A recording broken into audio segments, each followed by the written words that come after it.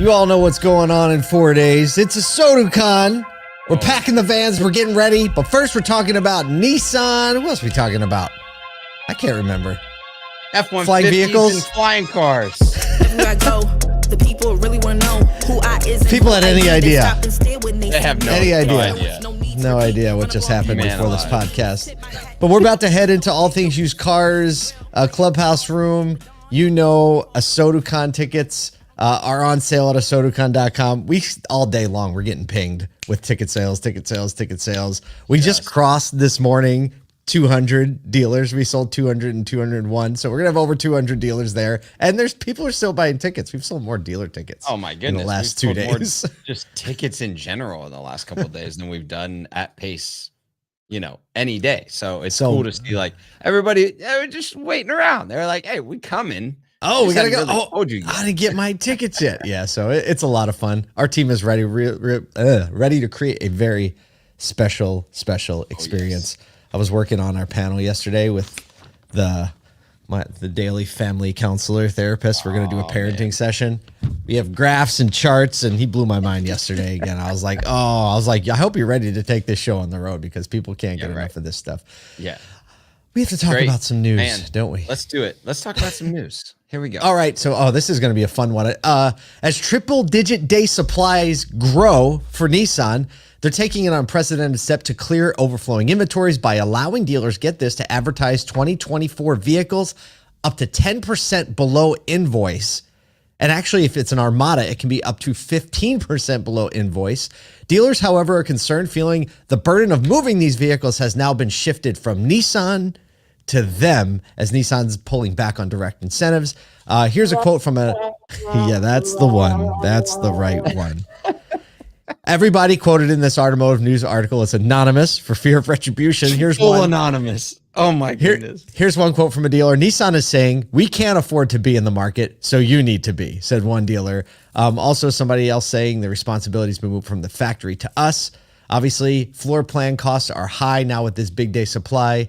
And people are worried this aggressive pricing strategy could hurt Nissan's brand value long-term, mirroring pretty much what happened before the pandemic. Nissan, however, says this move provides more flexibility when warranted. So, wow. I think we're going to have a few Nissan dealers at ASOTU CON to talk about this. At this point, I don't remember actually ever seeing Nissan say, yep, it's okay to advertise below invoice in the last 7 years. Like we could do that back in 2011, 12, 13 when like map pricing wasn't a thing.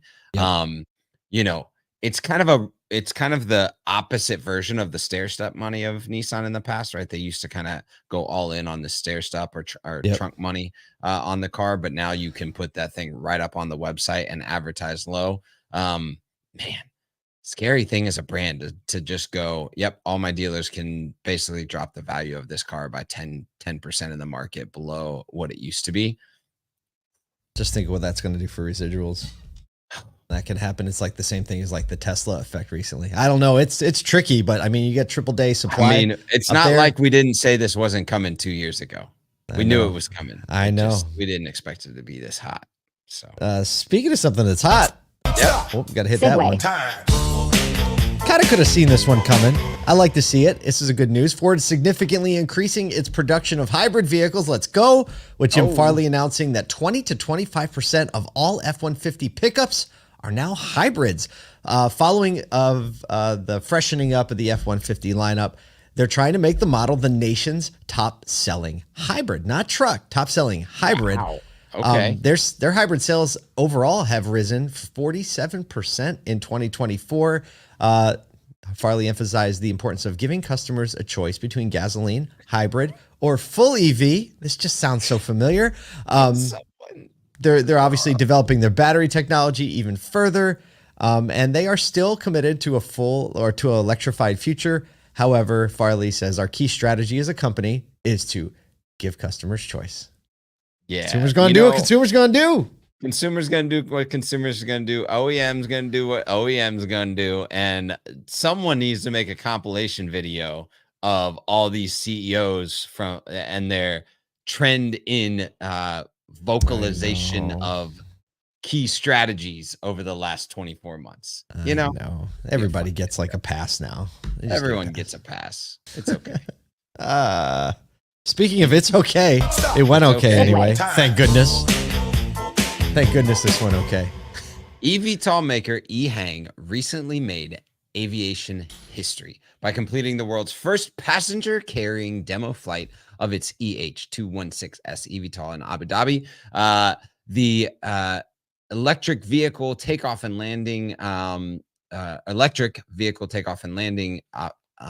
vehicle was the first certified pilotless eVTOL to carry passengers, and it demonstrated its capabilities in front of a bunch of just people with some money. We'll call it that way. We'll call people with a dollar. People with a dollar. The guy, his name is Mr. Mohammed Al-Dahari. He's a board member of eHang's local partner, MLG. Expressed pride in the achievement, emphasizing the integration of technology and aviation as a leap forward for the UAE. So big, crazy thing. If you go look at it, you got to click into this article or find it. It's on Electrify News. Look, don't get caught within a centimeter of that thing with those blades. Oh, those blades? Because no. Yeah, it's not like a helicopter where they're like 10 feet in the air. These are like midsection. They're midsection level. Let's call it that. But you see picture like a drone, like you picture them like the little camera drones, but with a little cockpit in the middle, and a guy sitting in there looking out the window, giving you the peace sign or the thumbs up. Also, I think important, this thing doesn't have a pilot. No, it's autonomous. No pilot. It's fully autonomous. So yeah, they just skipped right past the pilot part. Well, they there's were a lot. We're just gonna do this all the way. I feel like solving autonomy in this vehicle is so much easier than solving autonomy in a Tesla. Right? It has to be. Planes there's are nothing around. virtually autonomous anyway. It goes right? up. Yeah, that's true. That's true. It goes up. Yeah. It balances itself. We know that technology works really well because of what we're doing with like camera drones and things like that. They also had a few other versions there, like a firefighting one, which was cool. Yeah. It's got like, a fire suppression pack on it, and it's got this long wand. So it's like, how do we get to the fire quickest? We just take off, roll out. It's coming. That's 10, 20 years from now, these things are going to be in the air carrying people. Just well, look, this was a quick shot show because we got to pack a van. We got to print stuff. We got to make sure stuff's in order. We got to check on food and beverage because we will be ready for you next week at ASOTU CON. Go to ASOTUCON.com. You can still get some tickets.